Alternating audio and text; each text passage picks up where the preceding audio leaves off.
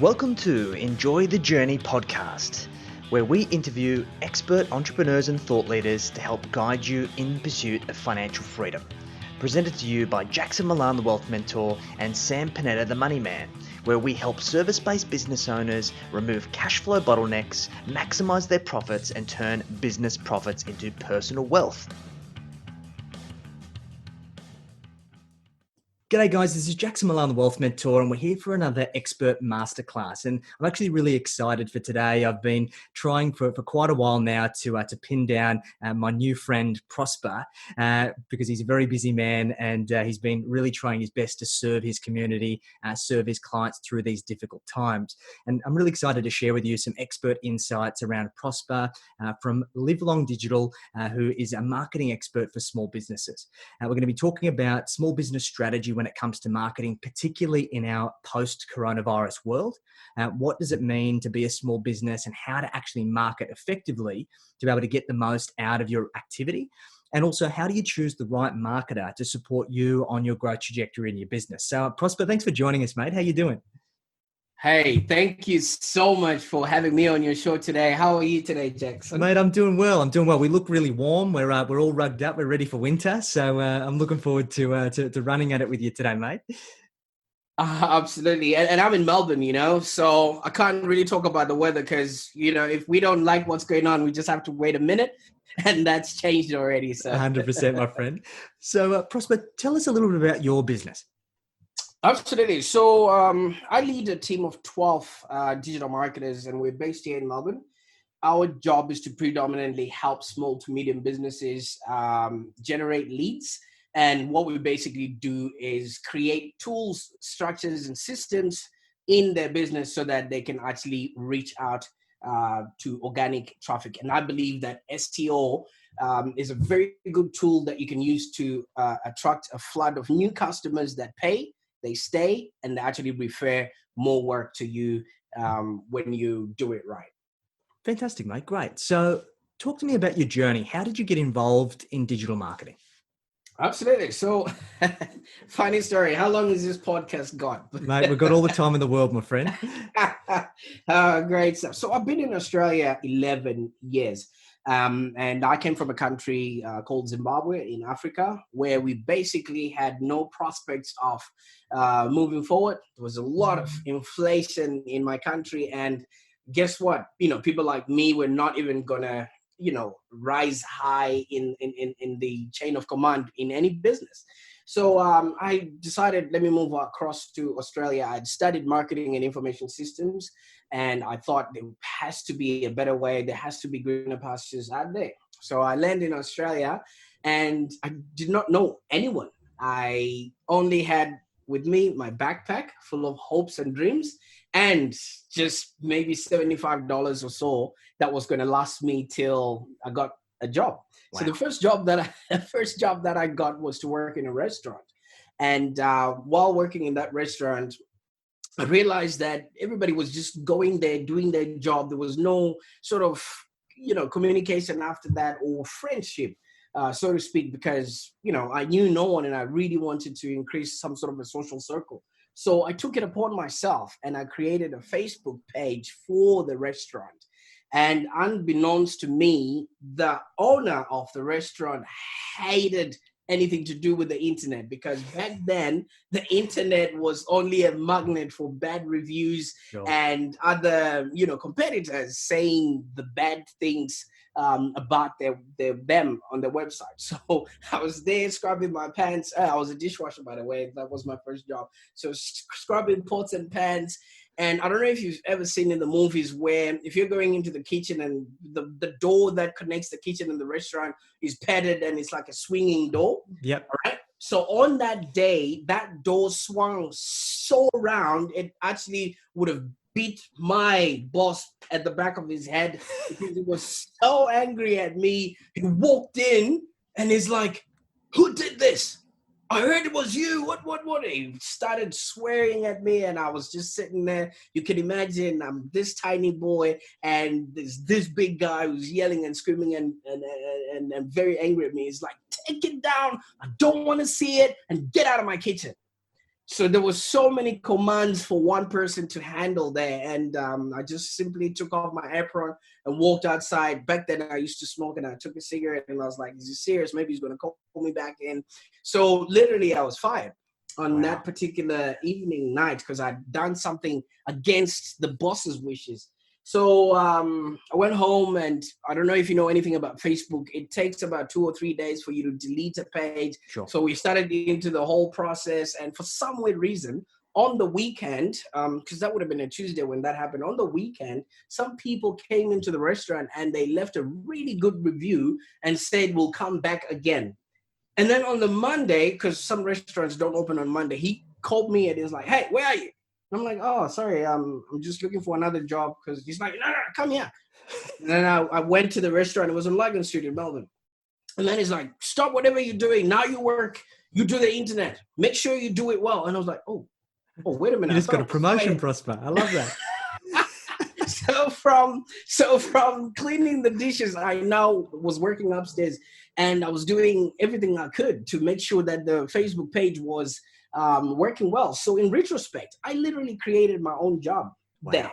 And while in the process, I was so nervous that obviously I'd already been yelled at. I didn't want to mess this up. So I just started studying, reading, connecting with other people, joining groups and forums and doing courses. And I don't know if the podcast people can see, but behind me, there's a lot of books there, Prosper. You got more than me. But I've only got one book that I can count on. That's right. It's a shameless plug. Enjoy the journey. So exactly, this is part of the journey. So I literally started off working in a restaurant, made the biggest mistake at that time, but then it turns out that big mistake actually created what we now have as Livelong Digital here. So, in between the years, I just really kept going and going. And hey, guess what? I was among the first people to literally get paid to be on Facebook, all right? Fantastic. So if you see me tweeting and following and commenting, just know that I'm earning money while doing that. Well, here's the thing, Prosper. I've been following you for a while. We met through the BX network, and I must say that your social media strategy is probably one of the best that I've seen. And I think there's a thing, and there's a pretty stark contrast in terms of digital marketing that I've seen in my experience. And let's face it, the digital marketing space is very saturated. The barrier to entry is quite low, right? And for your typical business owner, it can be sometimes very difficult to articulate or be able to determine the difference from one digital marketer from the next. So what makes Livelong different? What do you guys specialize in doing? Who do you work with ideally? Absolutely. So Livelong Digital, I want to be frank and upfront. We're not any different to any digital marketing company out there.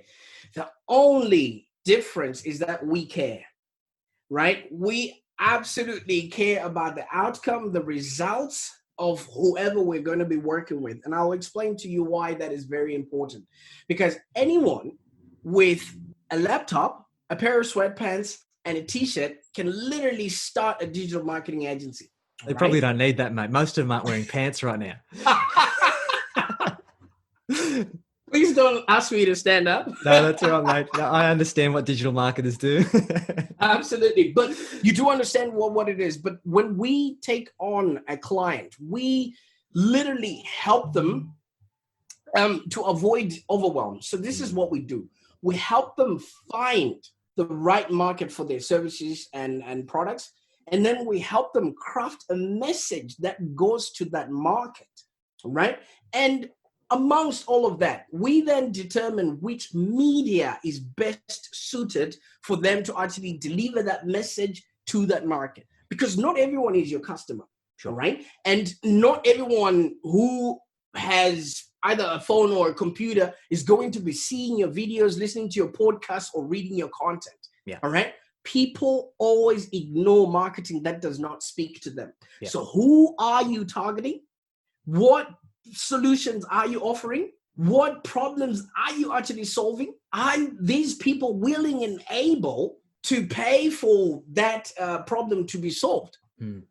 And will they refer customers to you? So we don't normally just take anyone that comes into our business. We want to work with people we literally can get results for. And if we know that you've got skin in the game and you also do have testimonials and you are an absolute good human, then we know we can get you results, because you know what? It's so easy to bring a message that already has a market. All we got to do is figure out, should we tweet it? Should we make it go viral, or should it be on YouTube? Sure. That's the easiest part.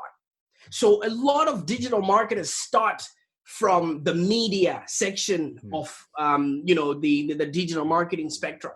All right, I'll give you a specific scenario here which would make what I'm trying to say put it in context. So you look like somebody who's been to a concert at some point. I've been to a couple of concerts in my day, Prosper, I tell you.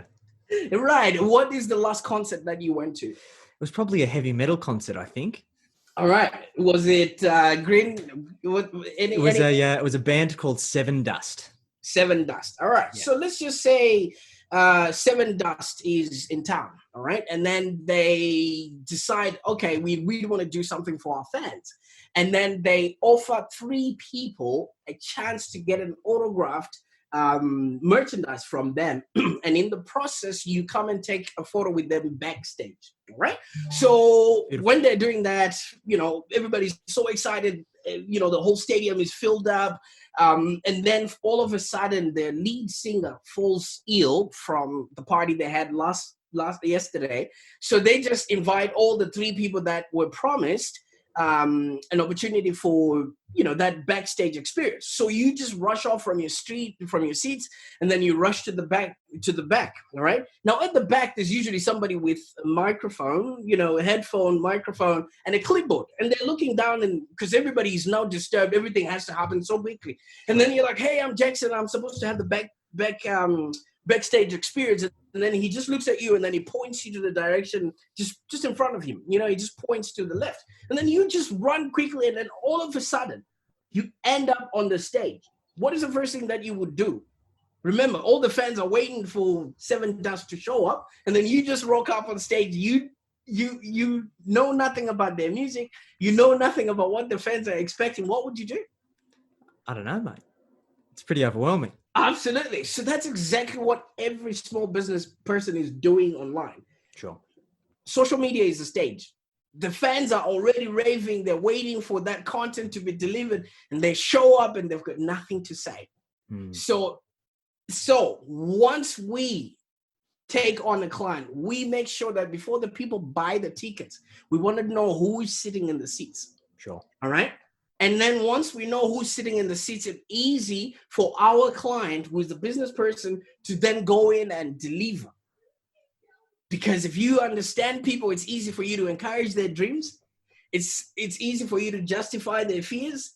It's easy for you to align with their failures or whatever it is they're going through. You literally become one with the audience. That's why it becomes like so easy for you to pass on that message. And when we show up on social media, it's because we have taken the time to understand who our target audience is. And that's why it just clicks like that. And that's a big problem, Prosper, with many small businesses. And when you ask them, okay, who do you work with? Well, anyone who can pay. And that's just not good enough. It's one of those things that if you ask somebody, well, what do you like in a partner? You can't just say, oh, anyone with a pulse. You've got preferences, right? And it's exactly how you would describe your dream partner. Their personality types, the thing they're interested in, their ambitions, their aspirations, their hobbies, all those kinds of things. We need to do exactly the same thing in our business, right? Because the clearer we can understand our ideal partner when it comes to our business, the easier it is for us to market to them.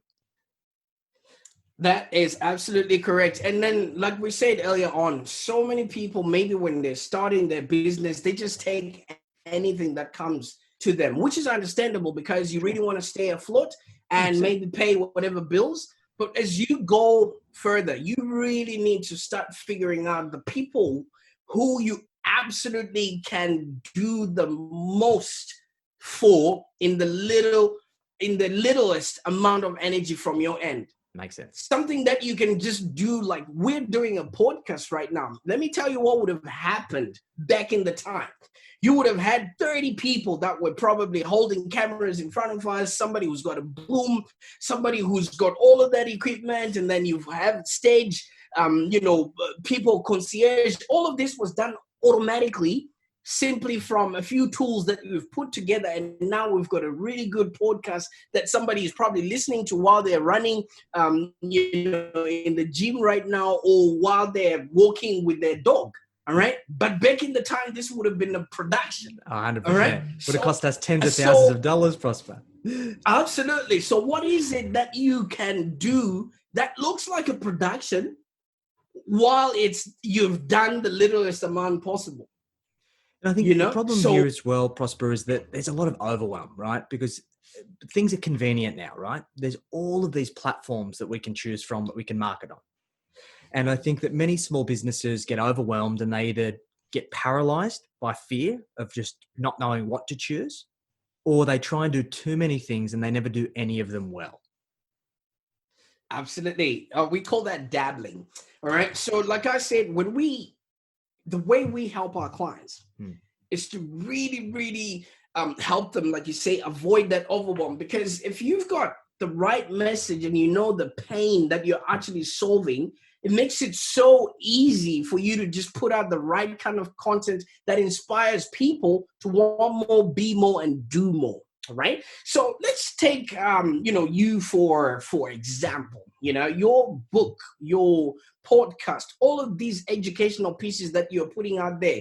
These are ways for the client to decide for themselves, hey, am I the right person to be associated with this mob? And then they eliminate themselves. So what you're doing, maybe you are doing it, intentionally, or you subconsciously did not realize that this is actually lead generation, and you're bringing people into your world by not, because obviously what you deal with is the most difficult thing, which is money. And people would want to trust somebody that they're working with. People would want to trust somebody with their life savings and with their future. 100%. So if they then, hear a few live stories, maybe like the story I just told earlier, then they now understand, oh, wait a minute. If this guy went from there, my story automatically gets transferred to what you guys are doing, and people connect in so many different ways. So what people are doing out there is just creating a mousetrap, but they're not putting enough bait for people to, self, I'm looking for the word right now. To identify with the problem, right? Self-identify. Yes, exactly. You can tell English is not my first language. That's all right. So these people can self-identify, all right? I love tiramisu, all right? But I can't get on a hook to catch fish with. No. All right? Because fish don't love tiramisu. In any case, it would just dissolve in water. Exactly. So what is it that your customers really, really want that you can put out there, and then they can then, like you said, self-identify as your customers? We have to be very intentional about who we want to work with and how we absolutely can help them solve whatever problem that they're going through. And I think marketing's changed. I think many people still have this belief system that marketing is about selling. But buy my stuff, buy my stuff, buy my stuff. But now it's about leading with value. And by leading with value, it gives people a bit of a look under the hood. And as you were saying, it allows people to have a deeper, understanding and affinity to who you are as a person and whether they can actually work with you as a person. Because you can have the best strategy in the world, but we're all in the people-to-people business, right? Like if you don't enjoy the partner that you're working with, or it's wealth in our space or a marketer in your space, you're never going to get the outcomes, because you're going to be like, this Prosper guy, I don't know how I feel about him. So you have to have that people-to-people connection, right? Absolutely. So the one thing about it all, if marketing is done well, there's not going to be a need for you to sell anything, right? Marketing is literally showing somebody that this is what I've got, this is what it can do for you, and this is what I want you to do next. Yeah. We now live in what I can say the most documented generation, whereby I can't sell you on who I am and tweet about drinking with my friends later on and you not catch up on that. Exactly. All right. So what might need to happen is that when people are out there, right, really looking for the people that they can serve, they should be true to who they are. Yeah. Who they absolutely are at the core. Because if you're a vegetarian and you invite meat eaters to your party, they're going to annoy you.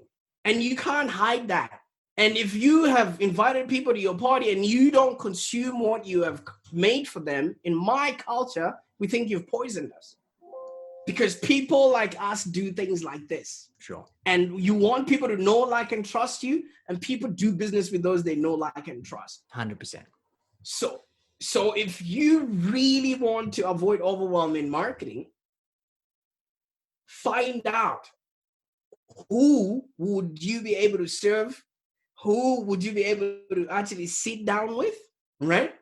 And would they trust you with their house keys? Yeah, makes perfect sense.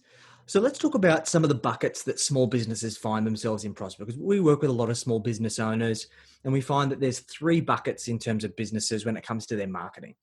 Firstly, there's the businesses that aren't doing any marketing at all. They're relying on word of mouth. Maybe they're doing a little bit of networking, whether that be getting involved in BX or BNI or something like that, but they haven't really dove into the online marketing space.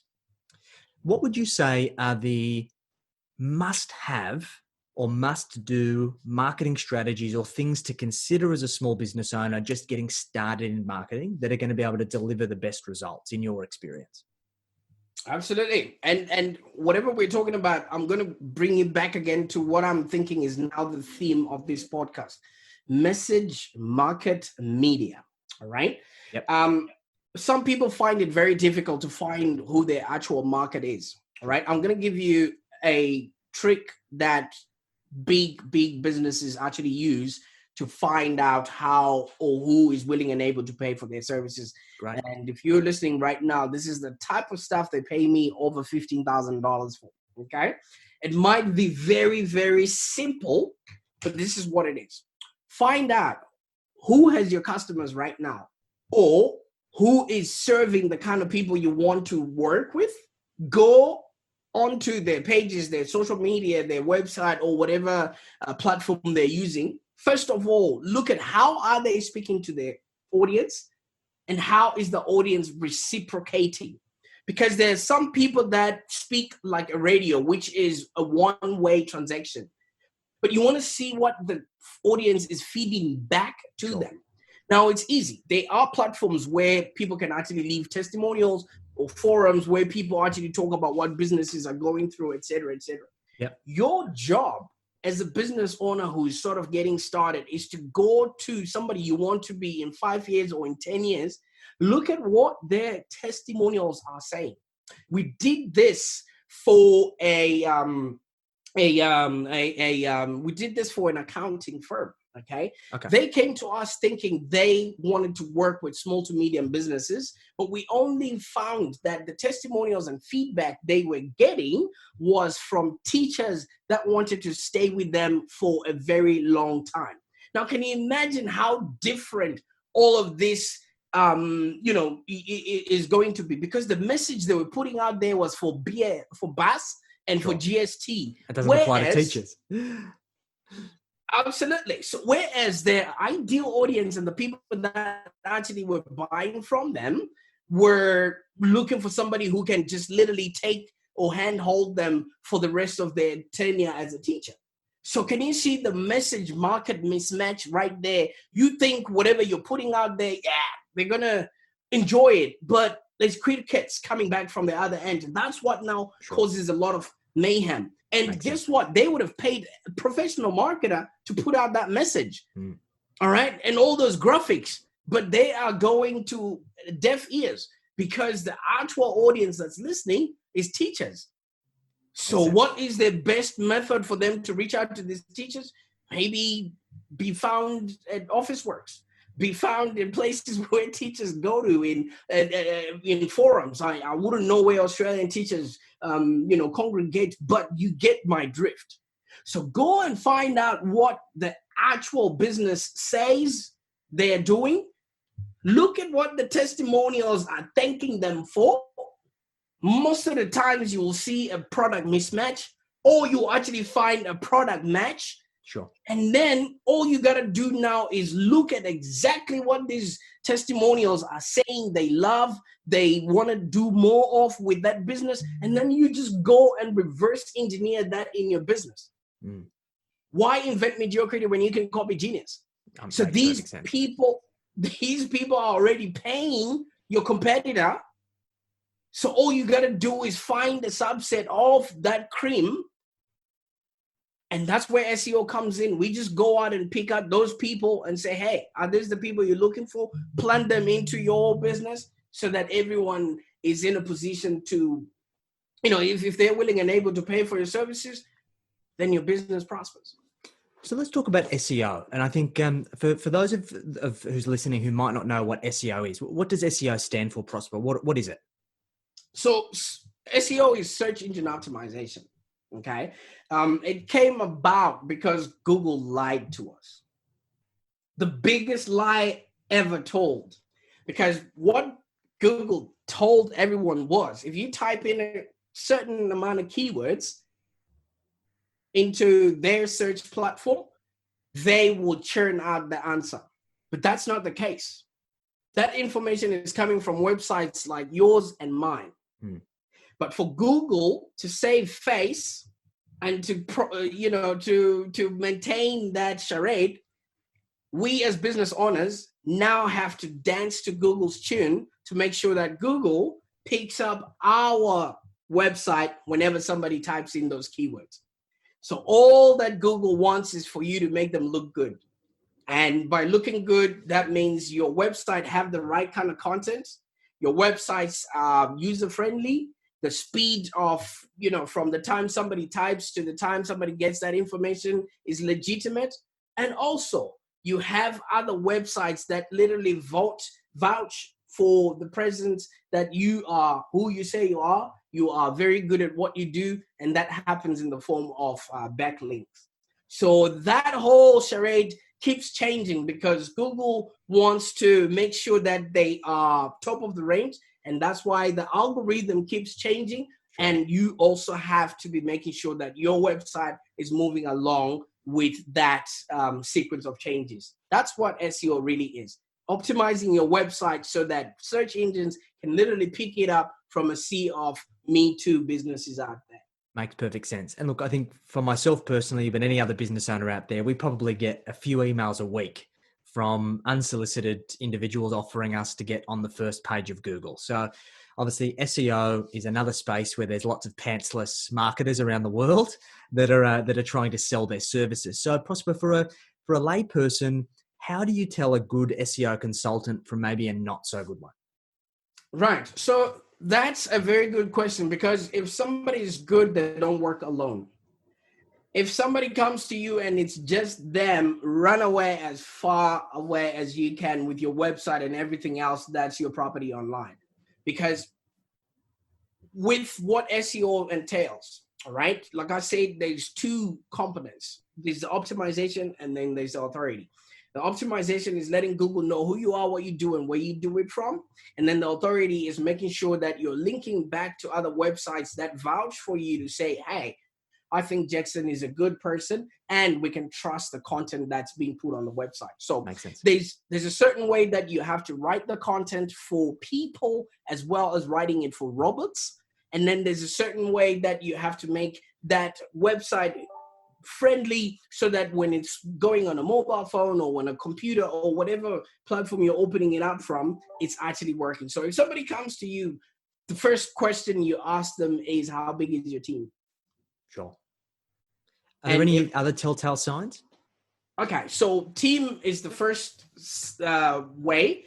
And then the second thing is, some people would think, is their website also ranking?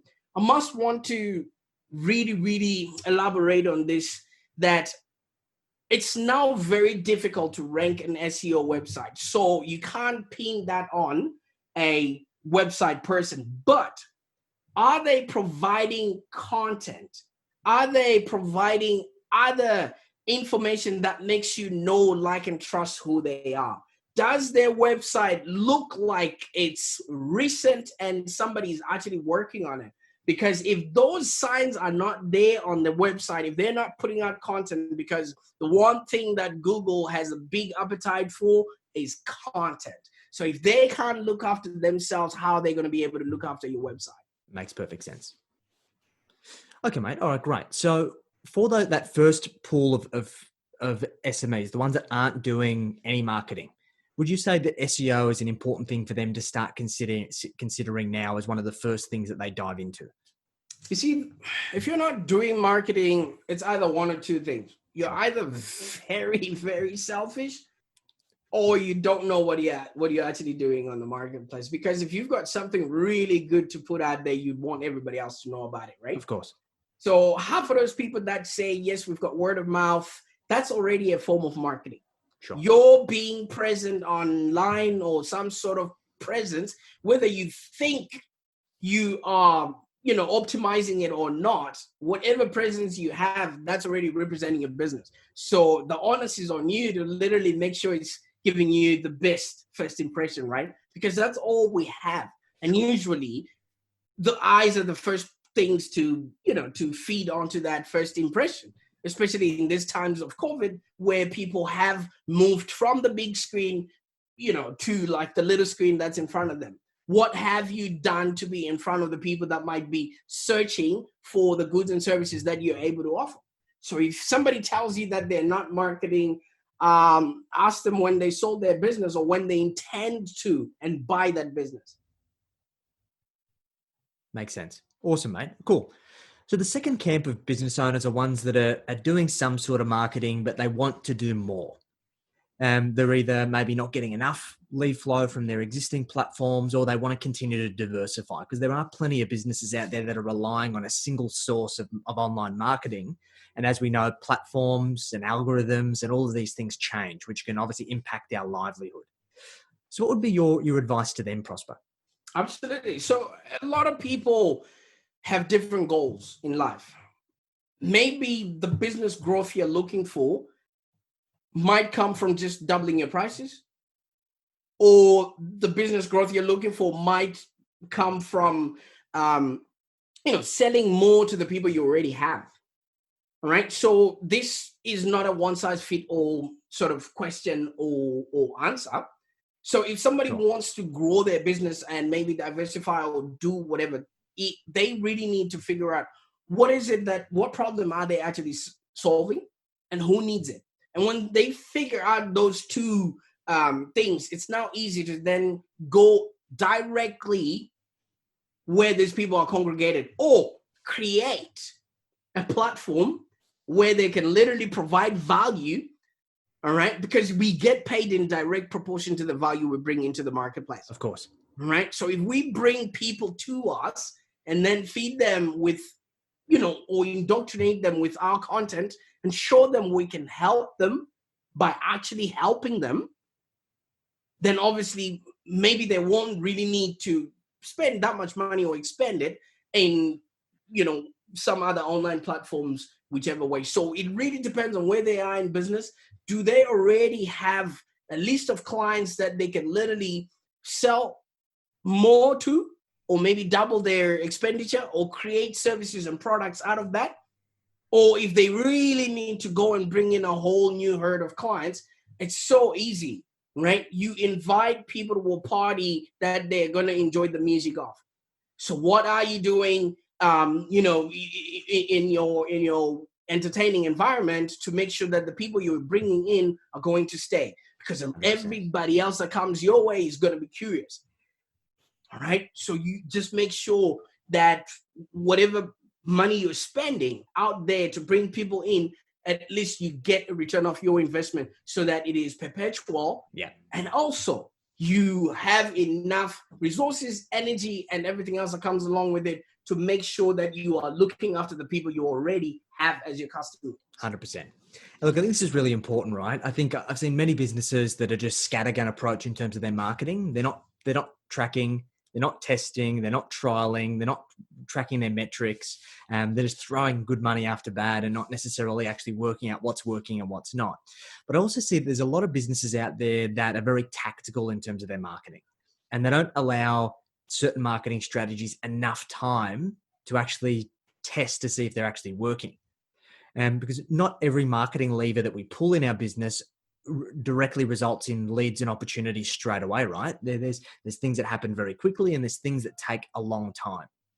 So in your experience, Prosper, when small businesses are trying a new marketing strategy, what is the bare minimum amount of time they need to be testing something in order to work out whether it's actually working for them and whether they should start changing it?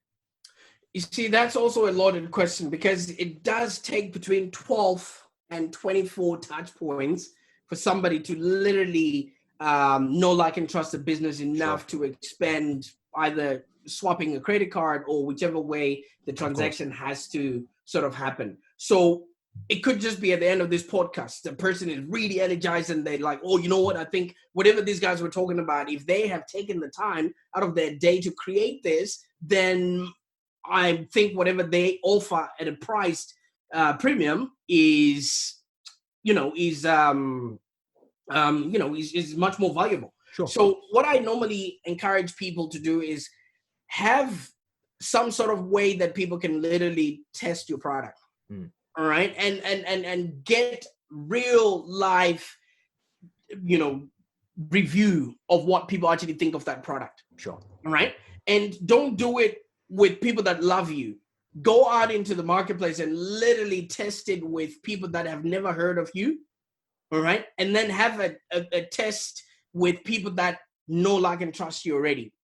So that then will give you a really good, yardstick, because in the middle of all of that, all of those people, you will find half of the people that might give you a try just because you already have the social proof, and half of the people that work on a whim.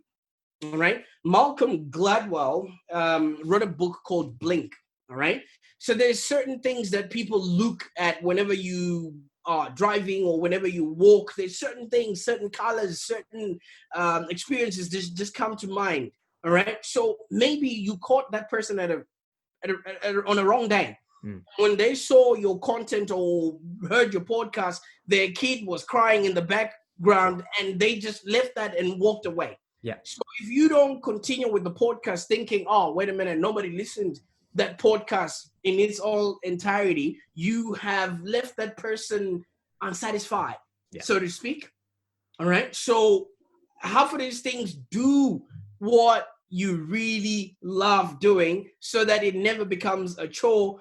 I could speak all day, and you know what I mean? It's not like I'm reading off somewhere where I'm just doing enough to make sure I put the message across. Sure. Right. So if you're good at talking, why don't you choose the modality like podcasting, where you can just sit back and start recording yourself?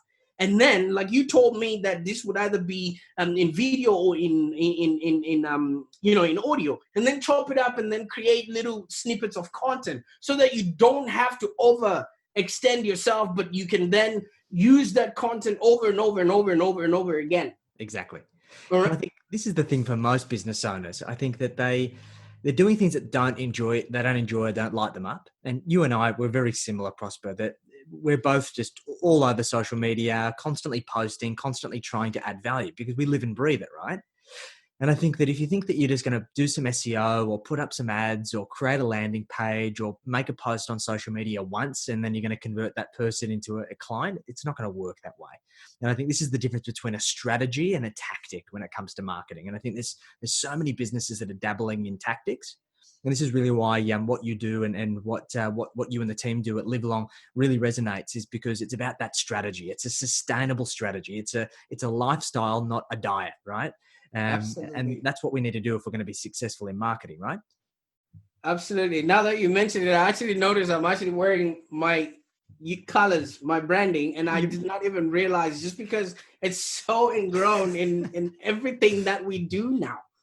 You know, the orange and purple is just now symbolic of everything that I touch, everything that has to happen with Livelong Digital uses those colors. Beautiful. Unless we are experimenting on something, then you would never notice that it was us. But if it's something that is past the litmus test, then obviously it will work. Exactly. I wanted to just really say something that Please. is very, very, very important. A lot of people think people are watching, listening, and seeing what they're doing. Everybody's busy, all right? Everybody's so busy with their life. They're just literally out there trying not to make a mistake. So if you're going to be putting content out there, just do it for yourself. Do it for the person you probably were 5 years ago, all right? And what would you have wanted to see somebody in your business or in your position doing in order for you to understand what it is that you do and who you do it for? It is that simple. And those that will be attracted by your energy, by your charisma, and your stick-to-itiveness would literally come and knock on your house's door and say, hey, I'm the one you've been talking to all this time. So just make it out like you're writing to a younger version of yourself that would have wanted to know this information. And I guarantee you, it will be like Hansel and Gretel. You will find the people will find their way back home. And usually it's into your pocket or into your bank account. And I think that's great advice, mate. And look, I think this is what I've been able to get a lot of value from this conversation, mate, because you don't speak like typical marketers.